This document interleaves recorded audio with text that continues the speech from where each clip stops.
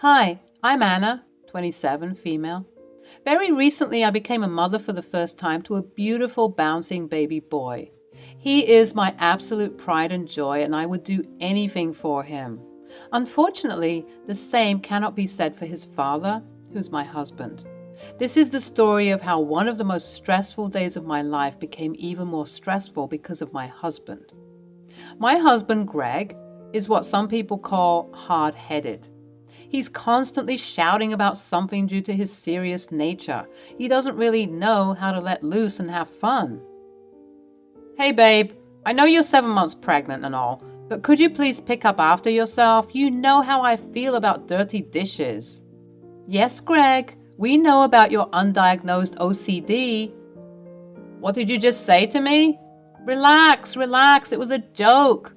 Calm down. Look, I'll do the dishes, but not now. My back is killing me. Ever since you got pregnant, you've been getting lazier and lazier. Maybe that's because making organs and carrying your child is a very taxing job. I loved it when my beautiful mother-in-law, Florence, helped me out when Greg was being particularly antsy.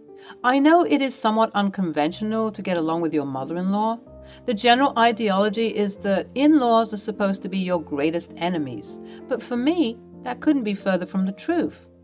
Florence has helped me a lot. She knows her son can be a bit much at times, and perhaps her helping me whenever she thinks it's necessary is her way of secondhand apologizing, since Greg would never do it. Ugh, whatever. Just hurry up and give birth already so that I can have my wife back. This man was insufferable at times, I swear. You might be wondering why I don't just leave, which is a very good question that I, at the time that all of this went down, didn't know how to answer.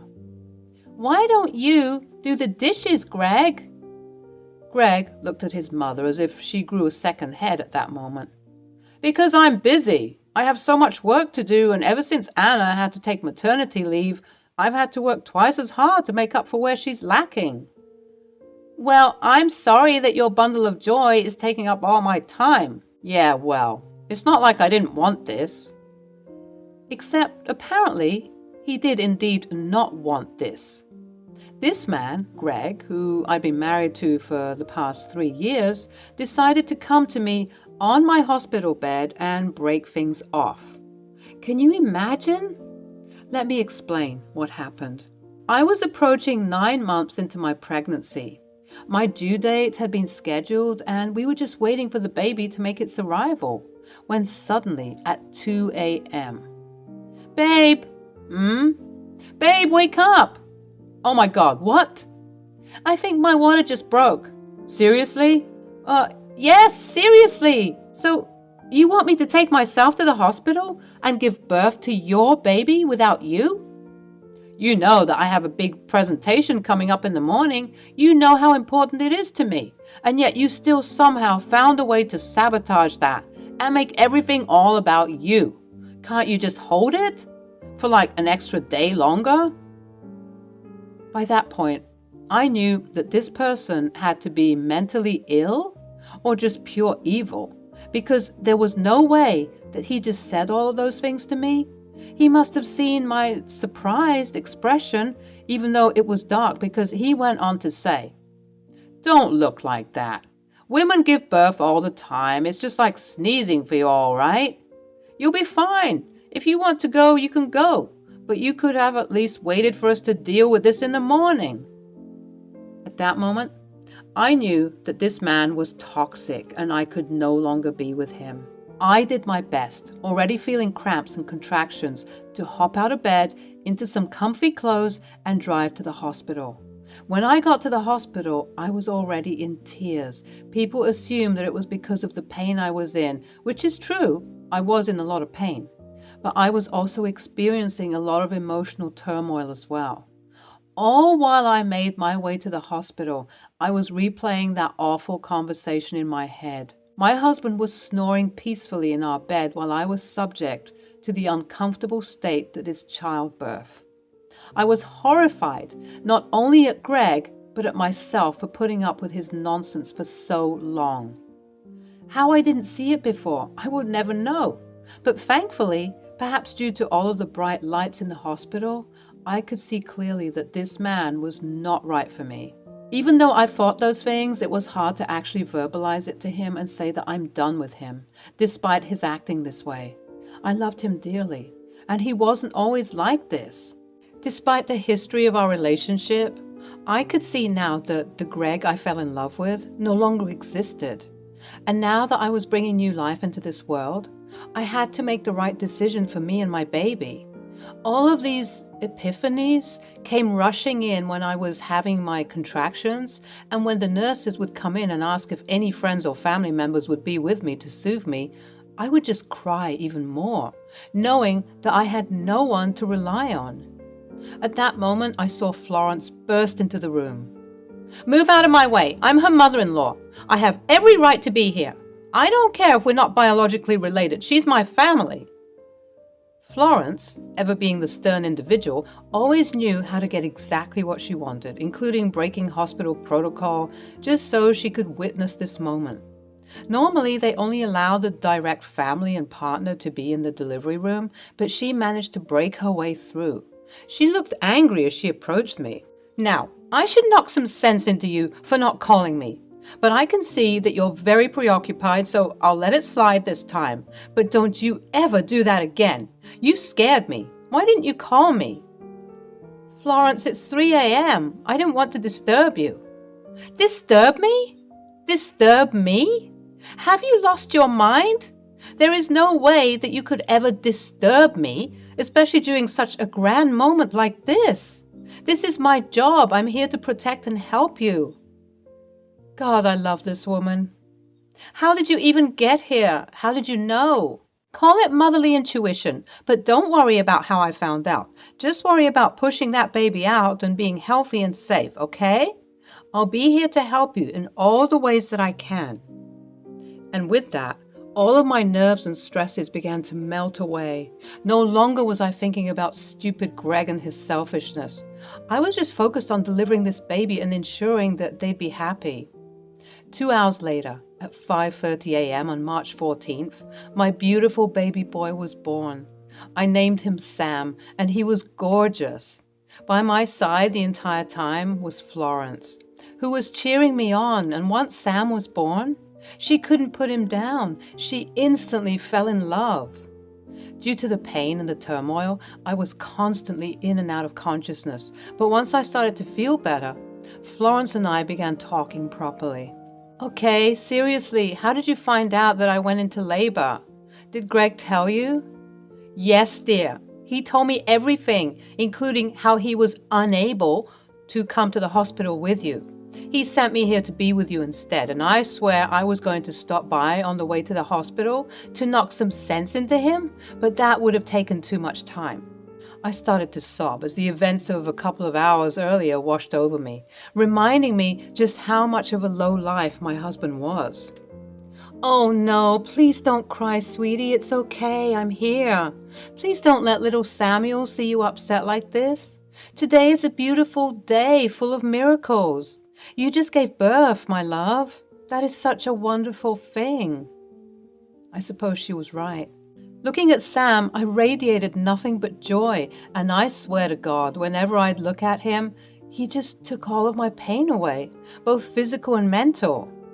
At that moment, I let Florence roam around a bit. She was with me for the past 3 hours, and she might have needed a bathroom or snack break, so after much convincing, I assured her that I had everything handled, and that she could also go and take care of herself. Not 5 minutes after she left, I was visited by the devil himself. Standing at the doorway to my hospital room was none other than Greg. I was upset, but he too shared a look of anger and frustration as he was forced to be here. "Hello? Can I see him?"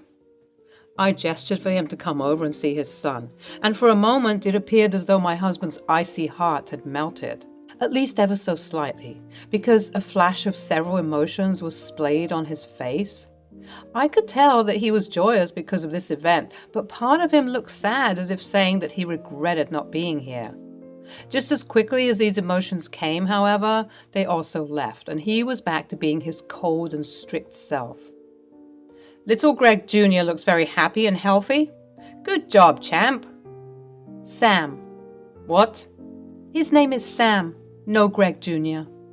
What are you talking about? We discussed this already. If the baby was going to be a girl, we would have named her Delilah. And if it was going to be a boy, then Greg Jr.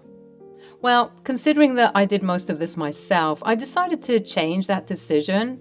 It made the most sense to me anyway, since I came here and gave birth alone. Come on, Anna. Are you going to act like this? Do you know how many men would come to the hospital at 5 in the morning just to check up on their wives? Even though they have a big presentation to make in a couple of hours? How selfish could you be, honest? I do everything for you, and now I'm getting fed up. He looked me in the eyes and began to say, I thought being married to you would be easy, and things were quite easy, but this was all before this stupid baby came around. Ever since you got pregnant with him, you've been more selfish and lazier. I don't know why you can't understand that being selfish or lazy whilst pregnant is completely normal. What is wrong with you? Do you not understand how physically and emotionally taxing it is to be pregnant? Not only that, but I was far from lazy or selfish, as you put it. I was still cooking and cleaning well into my 3rd trimester. And what were you doing? Nothing. You were doing absolutely nothing, while I had to slave away catering to your needs because you don't know how to do anything. I don't know how to do anything? Yeah, okay, let's see. I've been the one working late nights just so that I can get a promotion and extra money to fund your luxurious lifestyle of staying at home all day. Honestly, you have it way easier than me, but for some reason you can't see that. Anna, I think it's time that we part ways. My heart dropped. The baby started crying from all of the yelling that we were doing, and at that moment, Florence came in. Now what in the world is going on? I was gone for 5 minutes, Anna. Oh, hello, Greg. Hello, Mother. I see you're laying with the enemy. Me? Enemy? You shut your mouth. I should smack you upside the head for the way you've been speaking to Anna. Don't you know that she just gave birth? Yes, everyone's been telling me. Yet for some reason, you cannot seem to grasp the concept of how taxing that process is. You see, Anna, you've even turned my mother against me. So that's it? Do you want us to part ways? Florence gasped and turned to her son. At that moment, you could tell that she was fuming. She started yelling at him, and unfortunately, all of the commotion prompted several nurses to flood into the room to see what was going on. Because Greg was doing most of the yelling, he was the one who was escorted outside. But as he was leaving, he was yelling something along the lines of how he no longer needed me, and that once he gets this promotion, he'll be just fine without me. Once the dust had settled, I could analyze the situation for what it truly was. I broke down. All of the years of catering to this man came crashing down on me, and I was truly exhausted. Thankfully, Sam wasn't here to witness everything.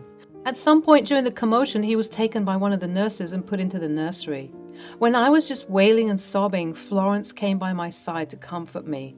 She was very soothing, and her motherly touch managed to console some of the aches that were residing in my heart. After what felt like hours of me crying, she finally said, "We're going to get back at him."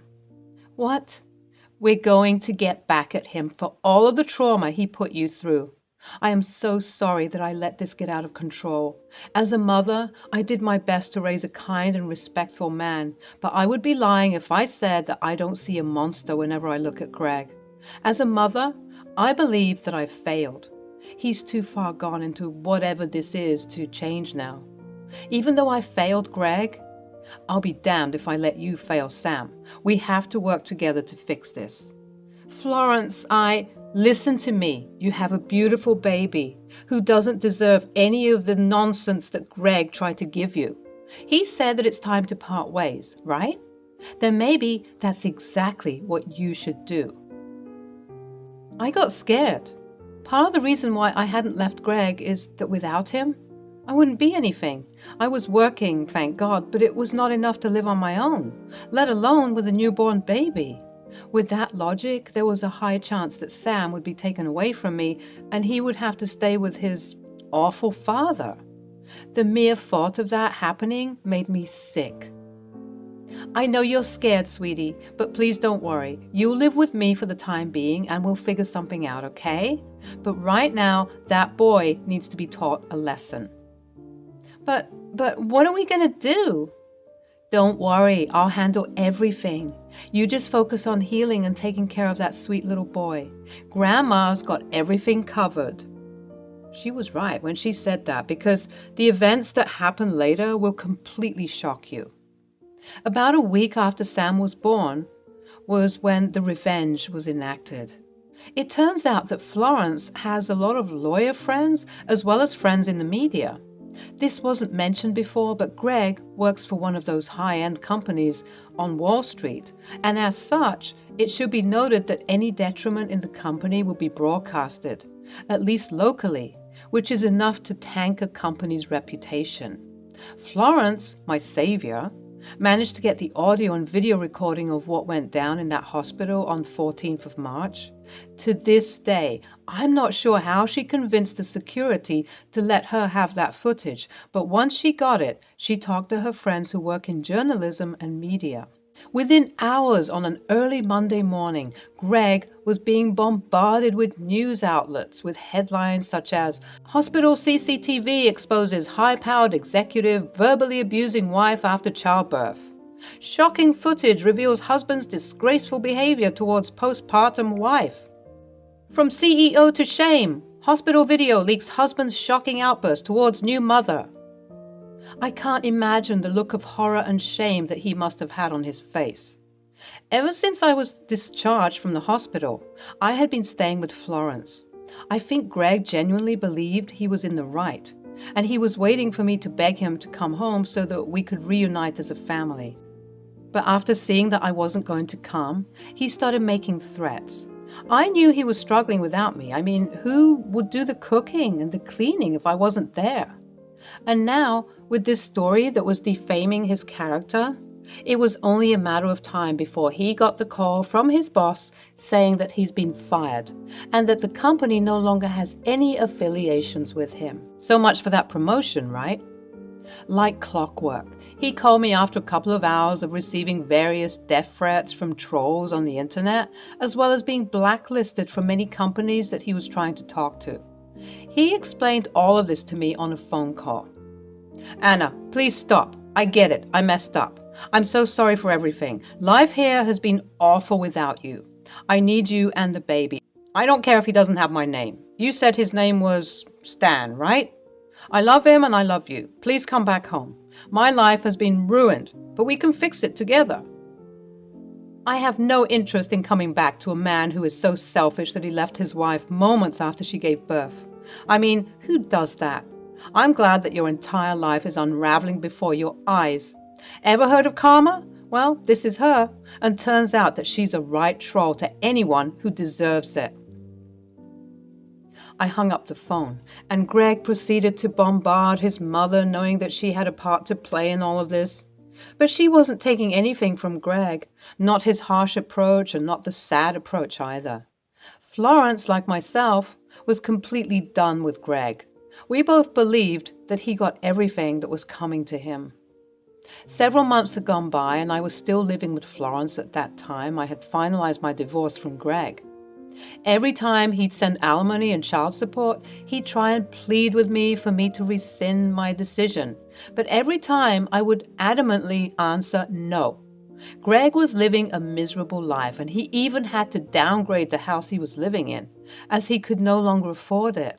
He tried looking for work everywhere, but no one wanted to be associated with the verbally abusive husband and father who cared more about his career than anything.